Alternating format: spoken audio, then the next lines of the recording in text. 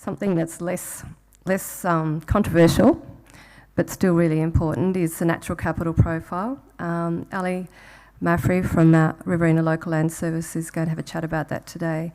This is a really interesting project that we're rolling out in this area. We're rolling it right across local land services, but we're particularly trying to get the landholders interested in doing some profiles out here. It's one of those areas where you can actually sit down and look at your soils, look at your vegetation, look at your landscape systems, and just get a bit of an overview of what you've actually got on your property. It may not be 100% accurate, but it's a really good start, and you can build on that. And what we've done in the past, particularly where James has been involved, is we keep adding the information in. So, for example, at the Lugsdin property at Warrendale, all James's soil analysis information went into the natural capital profile. So we just keep building into those profiles, and I think that's a really powerful tool to have as a landholder as part of your property portfolio. So with that introduction, I'll introduce Allie.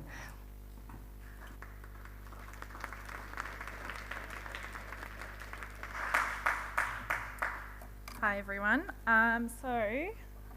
Do I just press the arrows? Yep. Okay. I'm here today to talk about the natural capital opportunities from a Riverina perspective, but also just as an introduction to you. So when we talk about natural capital, we are referring to the natural assets. So these are the renewable and non-renewable resources of the natural environment. They include things like your rocks, your remnant and planted native vegetation, ground cover, and native fauna. So natural assets, they provide the functions that are essential to human well-being and support life, which we call ecosystem services, so things like pollination and nutrient cycling. So natural capital provides a way to value or put an economic lens over these assets and the services they provide. As a landholder, you can benefit from enhancing the value of your natural assets and natural capital, and also get a financial return for these actions. So the better quality your natural assets, the better functioning of services, and the more benefits and opportunities to you. Okay, so why are we talking about this now? Well, I suppose there's been increased concern over the last 20 years about climate and globally environmental decline. Australia has the 4th highest extinction rate in the world. In 2020, 95 countries signed a nature positive pledge, which is basically by 2030, they want to halt and reverse environmental decline. The Australian government has set a target of 30-30. So that is 30% of its land and water to be protected by 2030. So governments and corporates are feeling the pressure to take action to reduce environmental impacts, and that is starting to come through into our agriculture. So governments are also looking to private investors to help fund really significant areas of environmental repair. There is an increasing demand for carbon credits to offset emissions. There is a lot of biodiversity markets under development at the moment, and there is an increasing amount of reporting obligations in supply chains. And we are seeing a lot of supply chains now asking for emissions data, which is being passed down the chain to farmers. For instance, JBS is now starting to ask for emissions data of the products that they are buying. And there is also a lot of international trade agreements and market access requirements. The EU sustainability guidelines are asking for data to be collected in order to sell into certain markets or receive premium prices. At this stage, these things are voluntary, but they might start to affect access, market access. So, growing demand also means growing opportunities. So understanding your natural capital and the services they provide can offer you a range of other opportunities. It can include diversifying your business, improving the functionality of your landscape, and that might help in terms of environmental risks. So with drought and flood, it might make it more resilient to these. Improve productivity, access to finance and green loans, and market access. So currently, there are a number of existing financial opportunities, like what's on the screen. Probably the most tangible for landholders at the moment are those being offered through the supply chains and through your banks. In development, there's also a number of schemes and things being developed, so such as the nature repair market, threatened species credits, say for koala habitat, and Australian farm biodiversity certification schemes, to name a few. So there is a lot of information out there and it can be overwhelming. But probably the four main things to think about to get started is know what you've got. Know what your existing and potential natural assets are. Know what's possible. Consider your options across your business, trading and production perspectives. Know what to do. Get advice and support and make a plan. And then 4, take action. Be prepared and position yourself to maximise on opportunities that become available. And when we talk about advice, so Local Land Services last year launched a natural capital program service. We have a number of booklets and case studies, which I've got on the table over there. There is also an online natural capital module, which helps you learn about natural capital at your own pace. It's free. It says it takes 60 minutes, but it doesn't. We also have an LLS advisor in every region, or 2.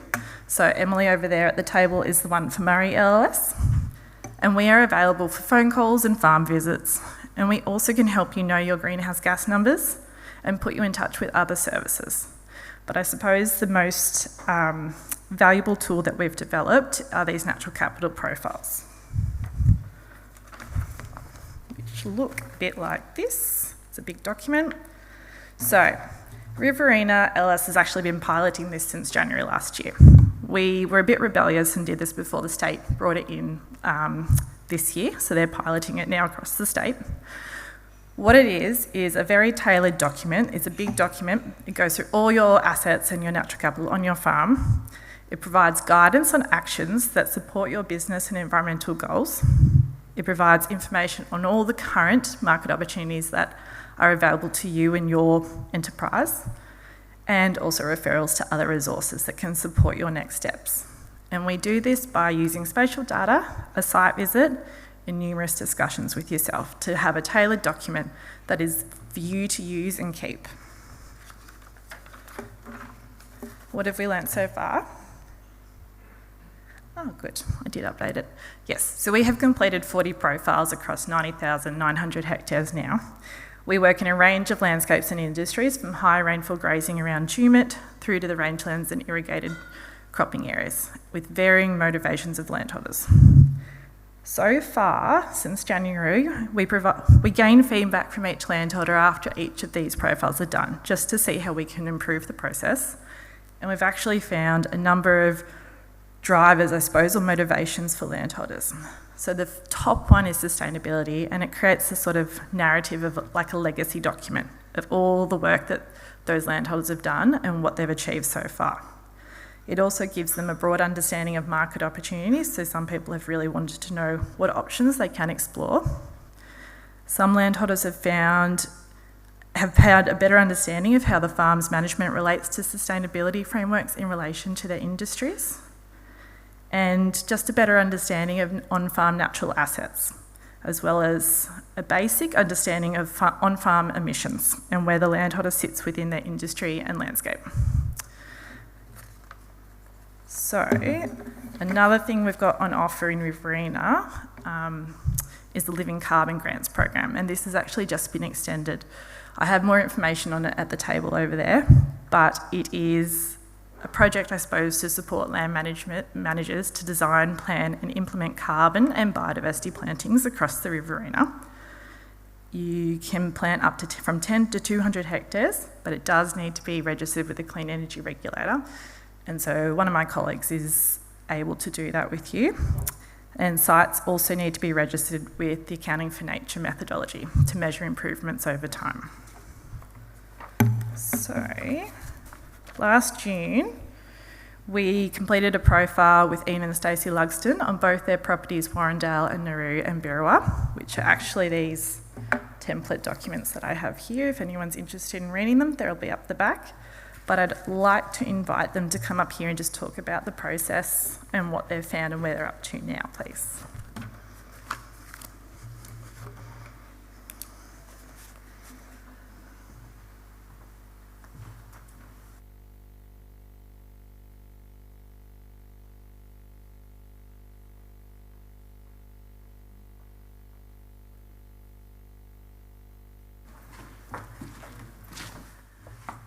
Thanks, Allie. So I'm Stacey Lugsdin, and this is my husband, Ian. Our property is that you're looking at there on the screen is Warrendale, which is a sheep wool grazing property. There's no cropping. And we'd already started to do some sandhill restorations through LLS, and this just seemed to be the next step in looking at how healthy we are. So we have a lot of children, as those who know me agree, and it's all about sustainability from an economic and environmental perspective so that our family continues. We've been here 150 years now, and it's a continuity of the Lugsdin legacy within the Hay District. We had a Sandhill Walk and a Natural Capital Profile Day at Warrendale, and I'm extremely pleased to say that the winged peppercress, which is that little plant up there, is an endangered species. And I'd like to thank David Nevinson for his eagle eye in spotting it on the day, and to Sally, who went hell for leather to actually get it uploaded to Bionet, so the GPS and everything there. But we can't quite get it big enough, and I'll just point out what I'm talking about.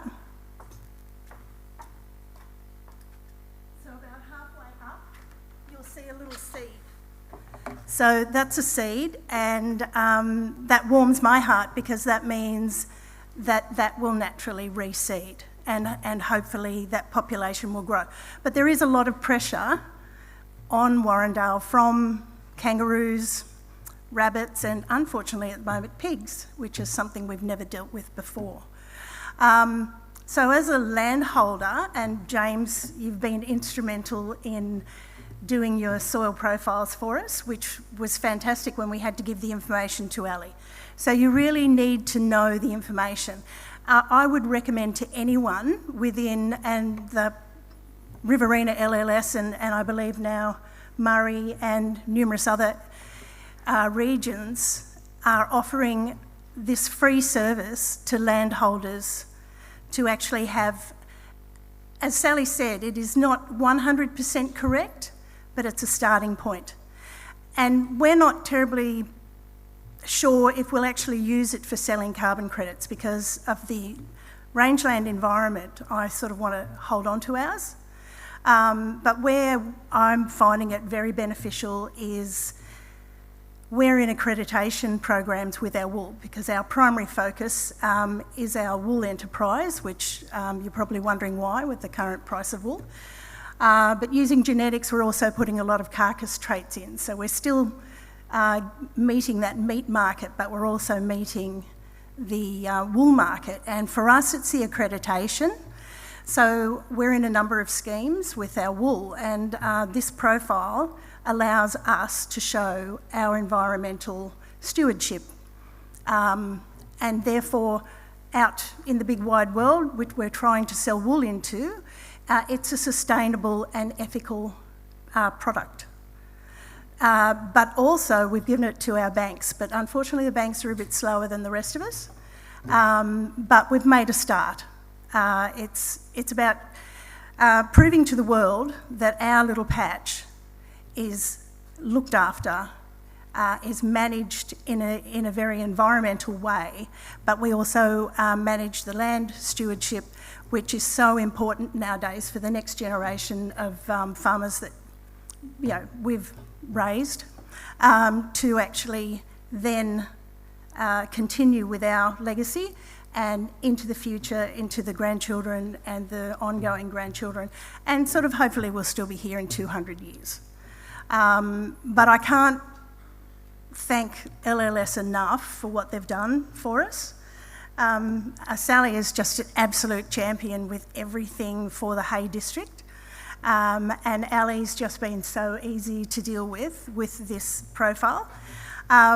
We had a look at our sandhill restorations, and they're just amazing. Unfortunately, we have box thorns, and I did release the rust on Birrawa. Sal and I released that in November. Yeah, November last year, just before summer, because we were trying to beat the heat. So I will actually have a talk to you about that, because I'm a little bit sort of concerned. But look, as a producer, you have an opportunity.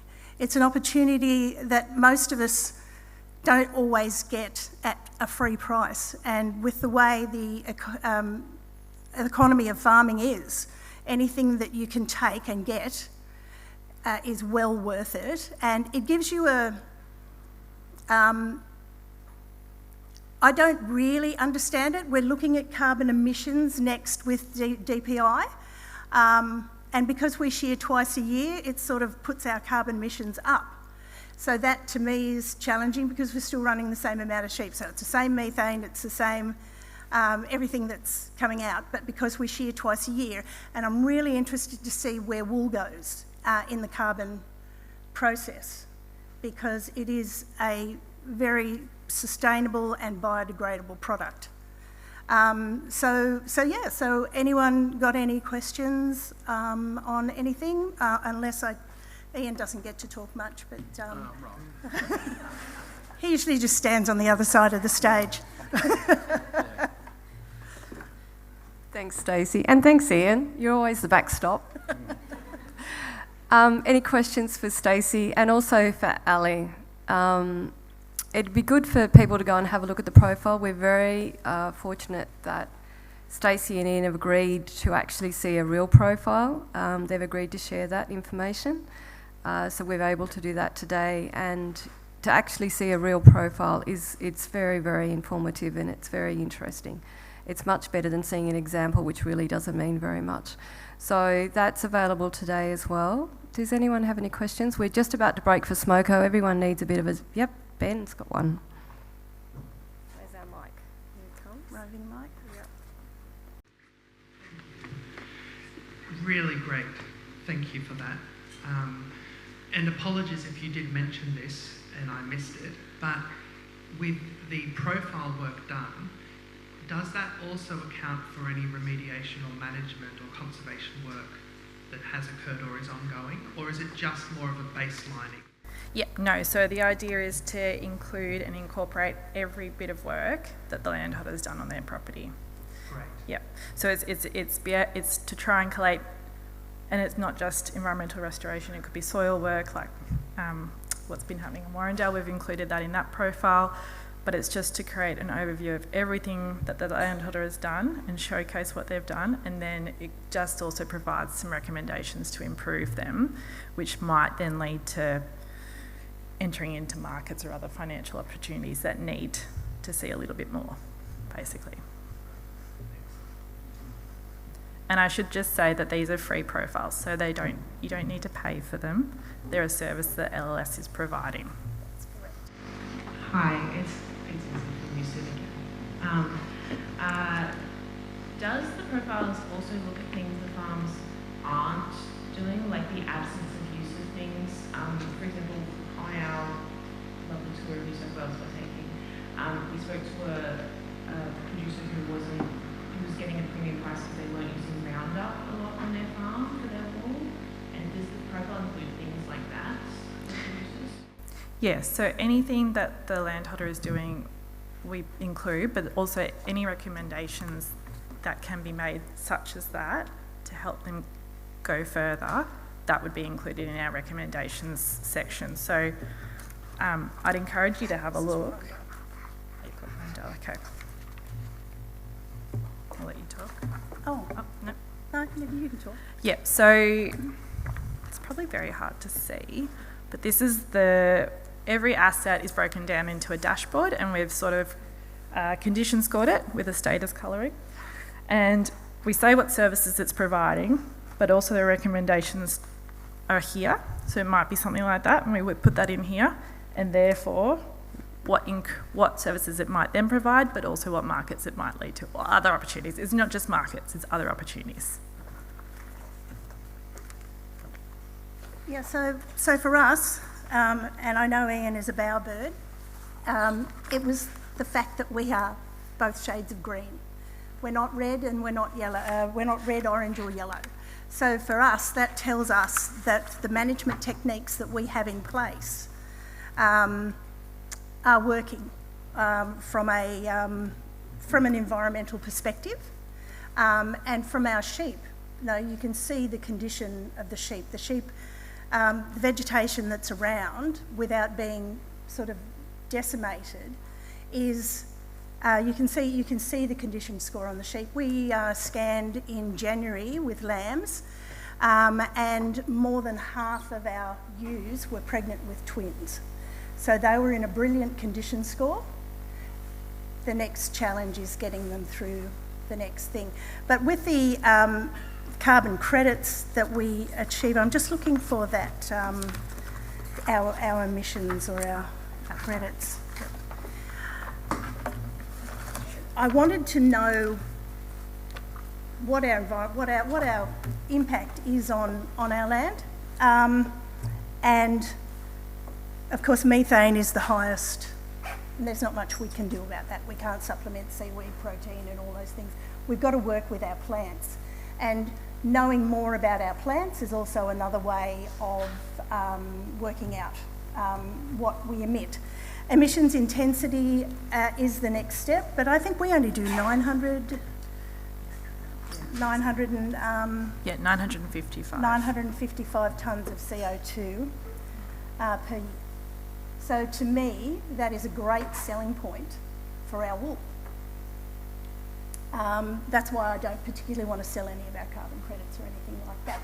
But I mean, that's a discussion Ian and I'll have later. But from a well, we will.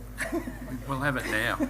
We'll have it now. I actually don't want to sell carbon credits, so we need to work out what we create or what the enterprise works with. I actually want to give it away with my product. So the idea is, if you buy my young ewe weaners wool for that period, it will come with its credits. So I'm an add-on type of person. So at the end of the day, you know, it's cost plus nothing. I want industry. I want companies to want to buy our wool and our meat product, and it comes with a bonus. The issue of signing soils over or country over to lock it up forever and ever, amen, is hard work, because you still got to pay your rates, you still got to pay all your bills. So we need to work with it as hard as we can and push it as hard as we can. Yep. The issue of vegetation, I mean, that's pretty native there. You've got to be a bit careful what you put on the internet. We put a lovely picture of a bird's nest there a while back on a grader, and we got hammered because we pushed all the trees. It's a treeless The country plain. doesn't grow trees. Anyway. So. All right, any more questions or... Clarification. Oh, there we go. Just clarify, just so that carbon credits and what we're sequestering. So unless you guys have a registered carbon project, what you're actually emitting something, thinking we're drawing down. So that's 3. But when we're talking about credits, that's a distinct thing. So that's something that we've measured and verified and we've registered a project about. So I'm just wanting to make understands that, so that we're not confusing the terminology, because that's when what's already a really murky, complex space gets even more confusing. And what you're talking about is that sort of more in-setting story. So where instead of registering a project and creating a product, you're wanting to take your emissions into account and your sequestration into account to be able to market your product. Yes. For what it is and maybe get that premium. Yes, that's correct. I guess if you're wanting to look at going down that path,